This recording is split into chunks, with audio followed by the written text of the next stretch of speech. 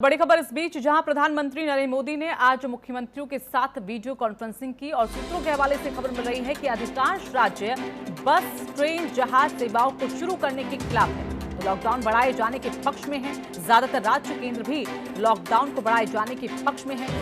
तो बैठक हुई सभी राज्यों के मुख्यमंत्रियों के साथ और उसमें सूत्रों के हवाले से जो खबर मिल रही है वो ये है कि शायद लॉकडाउन को बढ़ाया जाए, क्योंकि सभी की जो राय है वो एक यहाँ पर होती हुई दिख रही है। कुछ राज्यों की बात करें तो वो लॉकडाउन को बढ़ाने के पक्ष में है, तो कहीं ना कहीं केंद्र की सरकार भी लॉकडाउन को बढ़ाने के पक्ष में नजर आ रही है। तो केंद्र से आर्थिक मदद यहाँ पर कुछ मुख्यमंत्री ने मांगी है। ग्रीन जोन में कारोबार शुरू करने की वकालत भी की गई है और कारोबार शुरू करने या न करने पर पैसा जिले पर छोड़ा जा सकता है। और कुछ राज्यों ने मजदूरों के लिए एक राष्ट्रीय नीति की मांग की। लगभग सभी राज्यों ने केंद्र से और ज्यादा वेंटिलेटर्स की भी मांग की है। तो जो मौजूदा हालात कोरोना को लेकर बने हुए हैं, उस स्थिति को लेकर और लॉकडाउन को लेकर क्या मंशा तमाम राज्यों के मुख्यमंत्रियों की है, उसको लेकर आज वीडियो कॉन्फ्रेंसिंग के जरिए चर्चा की गई, जिसमें सूत्रों के हवाले से खबर ये मिल रही है कि शायद लॉकडाउन को बढ़ाया जा सकता है। और इसी पर खबर पर हमारे साथ हमारे editor in chief Amitabh Agnihotri ji जुड़ गए हैं। अमिताभ जी, जिस तरह से सूत्रों के हवाले से जानकारी मिल रही है, क्या लॉकडाउन की अवधि को बढ़ाया जा सकता है? देखिए, इसका बिल्कुल टू द पॉइंट उत्तर देना तो अभी कठिन है, लेकिन जो इम्प्रेशन आज की बैठक से निकला है, चाहे हम केंद्र के रुख की बात करें, प्रधानमंत्री के संबोधन की बात करें, गृह मंत्री के संबोधन की बात करें या अधिकांश राज्यों के चीफ मिनिस्टर्स के रुख को देखें, वो सब एक ही ओर इशारा कर रहे हैं कि लॉकडाउन को अभी कुछ समय और चलना चाहिए। लेकिन इतना जरूर है, जैसा कि अधिकांश राज्यों ने प्राइम मिनिस्टर से कहा लगातार इस बैठक में, कि जो ग्रीन जोन है यानी जो सेफ एरिया है, जहां कोरोना का प्रभाव नहीं के बराबर है, उनमें कारोबार खोलने की अनुमति दी जाए, ताकि कुछ बेहतर परिदृश्य अर्थव्यवस्था के लिए सामने आ सके, राज्यों के पास कुछ पैसा आ सके और लोगों को भी राहत मिल सके। जो करोड़ों लोग रोजगार में लगे थे इससे पहले, कोरोना से पहले, वो सब लोग एक नॉर्मल जिंदगी जी सके। एक दूसरी चीज जो महत्वपूर्ण मुझे लगती है आज की बैठक में, वो इस बात पर निर्णय बना कि कहां पर कितने कारोबार की कितनी छूट दी जाए, इसका फैसला डिस्ट्रिक्ट के स्तर पर हो, राज्य और केंद्र के स्तर पर नहीं। डिस्ट्रिक्ट वाइज तय हो कि कौन, कलेक्टर ये देखे कि कौन सा इलाका सेफ है और कहां कितनी छूट दी जा सकती है, तो शायद वहां ज्यादा बेहतर मैनेजमेंट हो पाए। एक अन्य महत्वपूर्ण बात ये रहेगी कि जो ऑरेंज जोन और रेड जोन है, उनको लगातार सील रखा जाए, वहां से ट्रेवलिंग नहीं हो ग्रीन जोन में, ना कोई ग्रीन जोन से उधर जाए, ना उन जोन से कोई ग्रीन जोन में आए, नहीं तो वो चीजें फिर मिक्सअप हो जाएंगी और फिर बैक टू स्क्वायर वन वाली स्थिति आ जाएगी देश के सामने।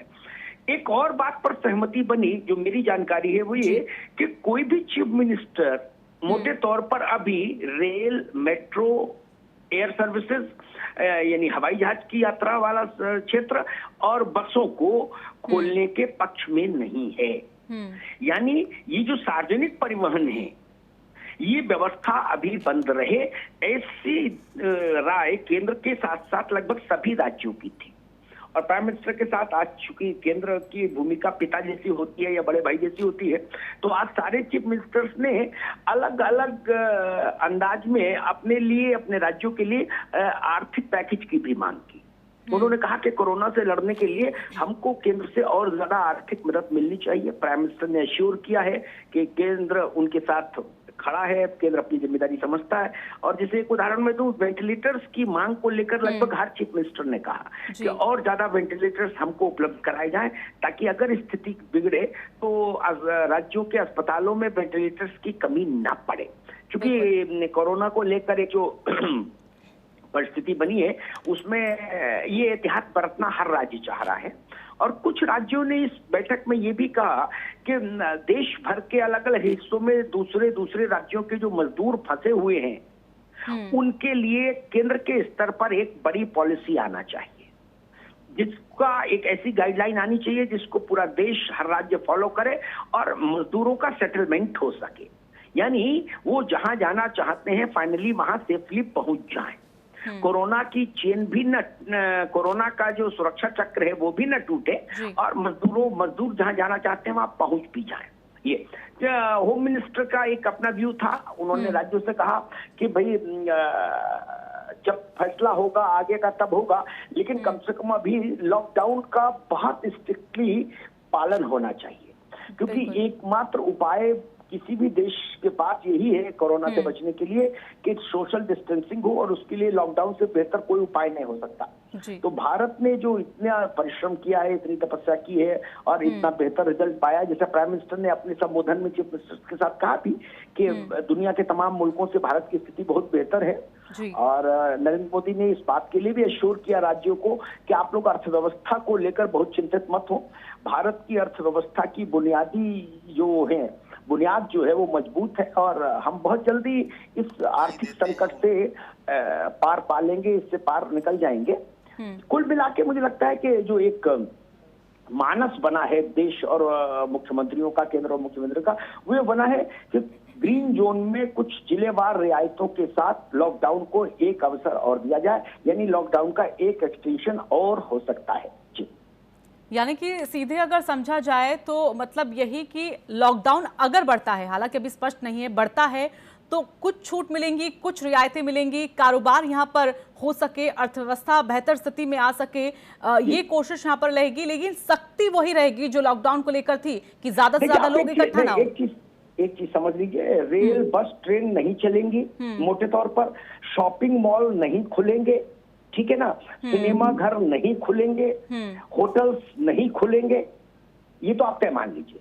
जी। और कारोबार की भी जो छूट मिलेगी वो only for green corridors, green zone के लिए। ग्रीन जोन के बाहर ऑरेंज जोन और रेड जोन जो है भारत में, वहां नहीं किसी तरीके के। और प्राइम मिनिस्टर ने इस बात को लगभग इशारे में कहा भी कि जिन राज्यों में स्थिति ज्यादा खराब है वहां हम अभी सोच भी नहीं सकते सहूलियतें देने के लिए, कुछ छूट देने के लिए। चलिए, धन्यवाद अमिताभ जी आपका हमारे साथ जुड़ने के लिए।